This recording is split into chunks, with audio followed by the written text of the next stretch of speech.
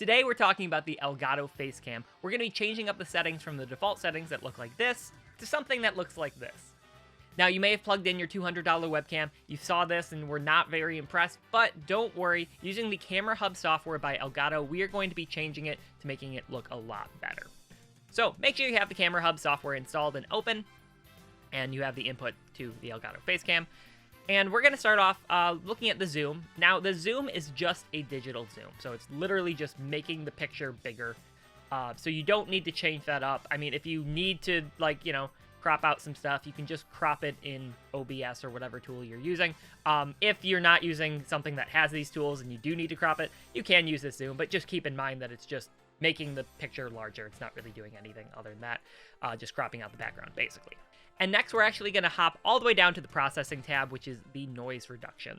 Now, basically what this does is it looks at little things that are constantly changing a little bit. Like if you look at the carpet here, it's just slightly flickering a little bit, just changing a tiny bit.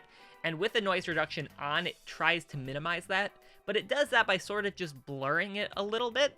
So when we turn it off, we get a little bit clearer of a picture. I don't really love the noise reduction at all. You'll be able to see it working a little bit better when we're changing the exposure settings later. But for right now, just turn it off. Now we're actually going to change up the picture a little bit later to fine tune it. We're actually going to start with the exposure. Now with the exposure, you have the two options for the automatic ones, which is the center weighted and the average. So basically what it's doing is it's taking a look more at the center of the picture and then using that for the exposure rather than everything in the whole frame.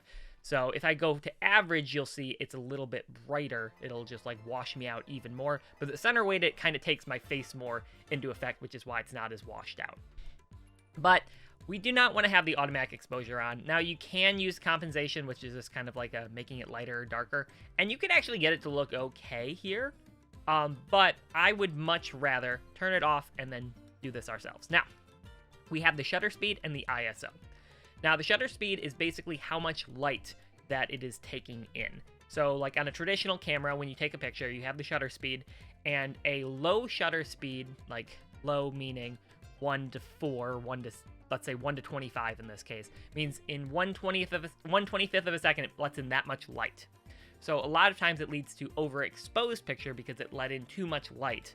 And the other problem is when you keep turning it up, the frame rate starts dropping. Problem is it's letting so much light in that it's not able to tell the difference between everything. So you generally do not want to have this lower than your frame rate, ever. So at the bare minimum, you want to have it at 30, because if you do it less than that, it will look worse than 30 FPS. However, a good rule of thumb is to have it as double your frame rate. So we're going to try setting it to 120. And then using the ISO somewhere around the 250, 300 mark, somewhere around here. Now, if you do not have a good lighting setup, right now I've got the Elgato key lights. Got two of them on me, but let's turn them off real quick just to show you what it looks like. Ooh, that's actually a kind of cool picture. But what happens is if we try to keep the 120 in this low room, when I turn the ISO up all the way to 2000, you're gonna see it gets really grainy, a lot of noise. This is actually where the kind of noise reduction could make it look a little better. It does smooth it over a little bit, but you don't want to have this. You don't want to have to turn your ISO all the way up to 2000. That's not good practice. So it does not look good, but we could probably turn it down to about 160, and then it looks a little bit better. But then as we keep getting higher, it's going to get blurrier and blurrier, even though the picture might look a little bit better. So as you can see, when I wave here, it's going to be a bit blurry, but if we turn it up to 160, it's going to be a lot less blurry. But this is why it's important to have nice lighting, because you can change it all the way up to 1/120. You could probably even go a little bit higher. Here's 250, so it'll look a lot more clean. I really think there's a diminishing return after 120, so we're going to do 120, turn the ISO down to about 275. I think this looks pretty good. I might come back to it and change it a little bit later. Now, we also have the white balance. Now, I'm okay with keeping it on. Now, it's kind of changing up a little bit, as you can see. I'm okay with keeping it on automatic. Now, if you turn it off, you'll have a kind of more consistent picture. It might look a little bit worse at times, but it'll at least be consistent in the background. If you have the white balance turned on, it'll kind of just constantly be changing in the background of exactly how it looks. So if you want to have something a little more consistent, you probably want to have this off. So really what you want to try and do is find something that's pretty white. I think the whitest thing I have here is the bottom of that Pokeball. And then I can try and adjust it to kind of be as light as I can get it. And that is, I don't know, somewhere around maybe the 6,300 mark, because here it gets too blue, here it's a little too orange.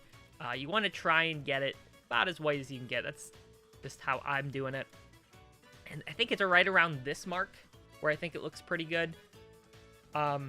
You know, you can play around with it how you like. If you want something that has a little bit more of a cooler feel, like colder, this, you know, it looks pretty good. I mean, really just changes the background. Doesn't really change me up too much. But once you go a little warmer, you know, the background has a little bit warmer of a feel. It just depends on what you want. Obviously, you don't want to have it all the way up here in the, you know, 9 to 10,000 range. You probably don't want it at this, you know, 2,800 to 3,500 range.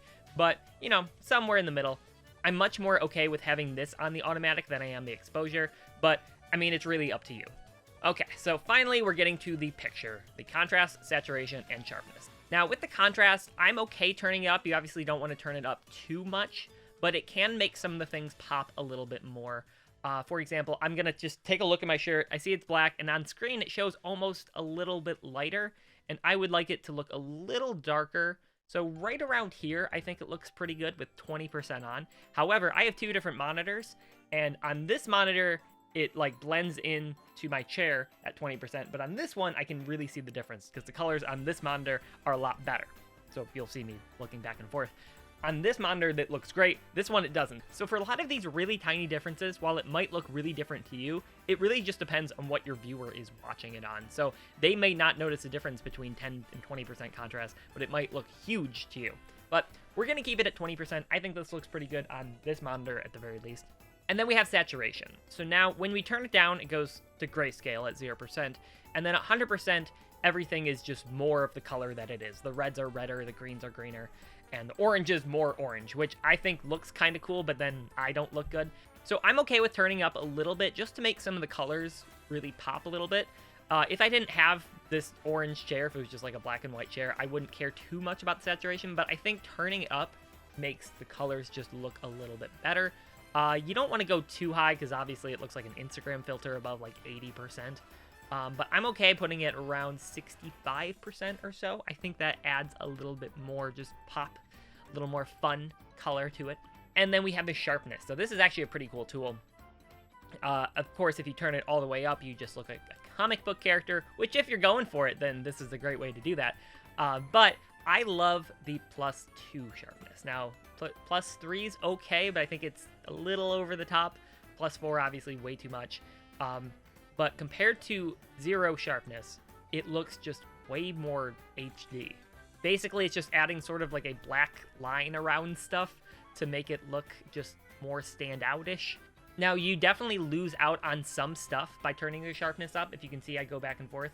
But I really think that it looks a lot better with this +2 sharpness. Even though the picture might not itself be better, just from a viewer's perspective, especially from like a slightly smaller screen, it just looks way more HD, even though it's not really more HD. Just gives the illusion of it. So I think this is about it. I think this looks pretty good. We could turn the ISO down a little bit. I'd be okay with that. Maybe up a little. But I think having it a little darker and having that cool little shadow sort of in the background, or the opposite of a shadow, the light shadow from the Tetris pieces, I think that gives it kind of a cool look, because if you turn it up too much, it doesn't have that same effect. So actually, we're going to turn down the ISO a little bit more, closer to about 250. I think this looks pretty good. And once you have something you like, you can go and save it. Now, obviously, these settings won't be the same for you because your lighting will be a lot different than mine. What you're going for, just the general vibe, will be a little bit different. If you don't have any like lights in the background that are, you know, changing it up, you may want to just be a little bit brighter yourself. Maybe you don't really want to have any focus on the background at all. It really just depends on what your setup is. But I think that being able to turn the automatic exposure and white balance off to get something that you like is pretty important. For example, let's turn back the exposure on, and ew. I hate this. I hate this. And there we go. So hopefully you found this helpful. Hopefully you were able to kind of follow the steps and it looks a lot better than it did before. So if you get to the end and you're not really sure you like it, maybe just go back to the default settings, take a screenshot of that, and then have that to compare to later to see what it looks like, because here's what it looked like at the beginning. Obviously, it's a pretty big difference, and hopefully you like this look a lot better than the original one. And of course, if you don't like certain things, you can turn the saturation down, you can turn the contrast up or down, whatever you want. But I just hopefully was able to give you some of the tools to be able to make it look better yourself. Thank you guys so much for watching. Make sure to leave a like on the video if you found it helpful. Leave a comment if you have any questions or anything like that, and subscribe for more content to help you with your streams, your recordings, and things like that. Thank you again for watching. Peace.